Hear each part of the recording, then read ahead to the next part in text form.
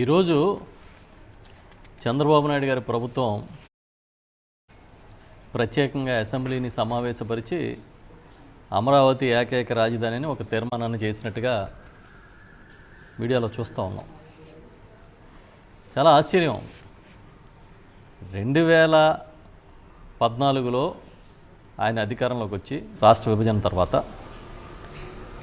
తర్వాత హైదరాబాద్ నుంచి రాత్రి మూటాముల్లే సర్దుకుని వచ్చేసి అమరావతిలో రాజధాని పెడతానని చెప్పి ఇంచుమించుగా ఇప్పటికీ దాదాపుగా 2014-15 అంటే ఇంచుమించుగా 11 ఏళ్ళ పైన అయింది ఆయన ఈ ప్రతిపాదన తీసుకొచ్చి.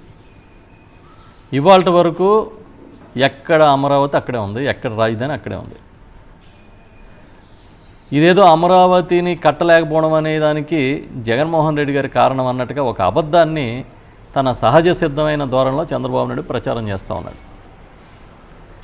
2014 తర్వాత 15లో ఇక్కడికి వచ్చి నేను సొంతంగా రాజధాని నిర్మాణం చేస్తాను, అది దేవతల రాజధాని, దాని పేరు అమరావతిని రకరకాల ప్రచారాలు చేసి రకరకాల డిజైన్లు చేయించి విపరీతంగా ఊదరగొట్టేసిన చంద్రబాబు నాయుడు 2019కి కనీసం భూములు ఇచ్చిన రైతులకి వెనక్కి ప్లాట్లు కూడా ఇవ్వలేకపోయాడు. మళ్ళీ ఇప్పుడు అధికారంలోకి వచ్చి 2 ఏళ్ళు అవుతుంది. ఈరోజు ఏకైక రాజధాని అమరావతిని తీర్మానం చేస్తారంట. ఎవరి కోసం చంద్రబాబు నాయుడు గారు ఈ డ్రామాలు అని అడుగుతున్నాం మేము. ఎవరిని మభ్యపెట్టడానికి, ఎవరిని వంచడానికి మళ్ళీ కొత్త ఎత్తుగడ? మీరు ఒక పక్కన 2028కి అద్భుతమైన రాజధాని నిర్మాణం చేసి ప్రజలకు అంకితం చేస్తామని చెప్తున్నారు. మళ్ళీ ఇవాళ ఏం తీర్మానం చేస్తారు? తర్వాత ఎవరైనా అధికారంలోకి వచ్చినా కూడా రాజధాని మార్చడానికి లేదు, ఇక్కడే పెట్టాలని, ఇక్కడే ఉంచాలని తీర్మానం చేస్తున్నాం అంటున్నారు. దీనివల్ల అర్థమైంది ఏంటంటే 2029 ఎన్నికల్లో మళ్ళీ తెలుగుదేశం పార్టీ కానీ వాళ్ళ కూటమి కానీ అధికారంలోకి వస్తుందని వాళ్ళే నమ్మట్లేదని. ఆ కూటమి ప్రభుత్వాన్ని నడుపుతున్న చంద్రబాబు నాయుడు గారి సర్కారే వాళ్ళకే నమ్మకం లేక మేము ఉన్నా లేకపోయినా, మేము వచ్చినా రాకపోయినా ఇదే రాజధాని అని ఒక తీర్మానం చేస్తున్నారు. ఎంత బలహీనత ఈ ప్రభుత్వానికి ఉందో దీన్ని బట్టి మనకు అర్థమైంది.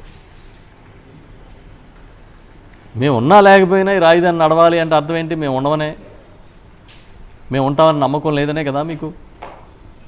చాలా హాస్యాస్పదం. ఇంకొకటి ఏంటంటే ఇవాళ తీర్మానం ద్వారా బయటకు వచ్చిన విషయం, అర్థమైన విషయం ప్రజలకి, ఈ 2029 లోపు వీళ్ళు ఏమీ చేయలేరు రాజధానిని. ఈ రాజధాని నిర్మాణం అనేది ఇలాగా డ్రామా చేసి కబుర్లు చెప్పి కాకరకాయ కబుర్లన్నీ చెప్పి కట్టుకథలు చెప్పి గడిపేస్తారు తప్ప ఏమీ ఉండదు అనే విషయం కూడా అర్థమైంది. పైగా శాపనార్థాలు పెడుతున్నారు జగన్మోహన్ రెడ్డి గారికి, ఆనాటి జగన్మోహన్ రెడ్డి గారి ప్రభుత్వానికి. అచ్చెన్నాయుడు గారు లాంటి వాళ్ళు అయితే నేను ఇందా చూసా, ఓ పెద్ద వీరోచితంగా వీరావేశంగా మాట్లాడుతూ ఉన్నారు. ఆయన విశాఖపట్నం రాజధాని పెడతానన్నా మేము వ్యతిరేకించాం, ఉత్తరాంధ్ర అభివృద్ధికి మేము అడ్డుకున్నామన్న వెనకడుగు వేయలేదని అదేదో పెద్ద గొప్ప కీర్తి కిరీటంలాగా మాట్లాడుతున్నాడు ఆయన. ఇవాళకి చంద్రబాబు నాయుడు గారు కానీ, ఆయన కొడుకు కానీ, లోకేష్ గారు కానీ విశాఖపట్నాన్ని మార్కెటింగ్ చేస్తేనే ఆంధ్రప్రదేశ్ రాష్ట్రానికి అభివృద్ధి మార్కెటింగ్ అనేది జరుగుతోంది. ఈ విషయాన్ని మిమ్మల్ని మీరు ఎందుకు వంచుకుంటారు? అమరావతి అనేది ఏనాడు జగన్మోహన్ రెడ్డి గారు వ్యతిరేకించలేదు. అది కూడా రాజధాని 3 రాజధానులుగా అభివృద్ధి చేస్తాం, శాసన రాజధానిగా ఉంచుతాము, పరిపాలనా రాజధాని విశాఖపట్నంలోను, న్యాయ రాజధాని కర్నూలులో పెడతాము అని చెబితే విపరీతమైన రాద్ధాంతం, ఉద్యమాలు, గొడవలు, శాపనార్థాలు మీ ఇష్టానుసారం బురద చల్లారు. ఇవాళ ఫైనల్గా ఏం తేల్చారు? రైతులకి ఒక రిటర్నబుల్ ప్లాట్ ఇచ్చారా? ఇచ్చిన ప్లాట్లు చెరువుల్లోని శ్మశానాల్లోని ఇస్తారా? అదేమని అడిగి ఒక రైతు ఆత్మహత్య చేసుకుని కుప్పగూలిపోతే స్టేజ్ మీద మీరు ఎవరన్నా ఒక్కళ్ళన్నా వెళ్ళి పరామర్శించారా?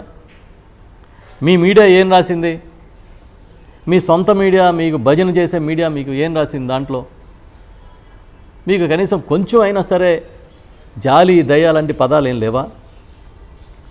ఇది ఒక చారిత్రాత్మక రాజధాని అన్నప్పుడు ఈ చారిత్రాత్మక రాజధాని కోసం సమిధులైపోయిన రైతాంగాన్ని ఆదుకోవాల్సిన బాధ్యత మీకు లేదా? ఇవాళకి కనెక్టివిటీ లేదు, ఇవాళకి సరైన మార్గం లేదు అమరావతి ప్రాంతానికి. కరకట్టను కూడా అభివృద్ధి చేయలేకపోయారు. స్వయంగా సీఎం నివాసిత ప్రాంతమైన ఆ కరకట్ట రోడ్నే మీరు అభివృద్ధి చేయలేకపోయిన పరిస్థితిలో ప్రభుత్వాన్ని నడుపుతూ ఈ అమరావతి కథలు ఎన్నాళ్ళు చెప్తారు? ఇప్పుడు మళ్ళీ తీర్మానం చేయాల్సిన అవసరం ఏమొచ్చింది? మొదటి దశ 50,000 ఎకరాలు అన్నారు.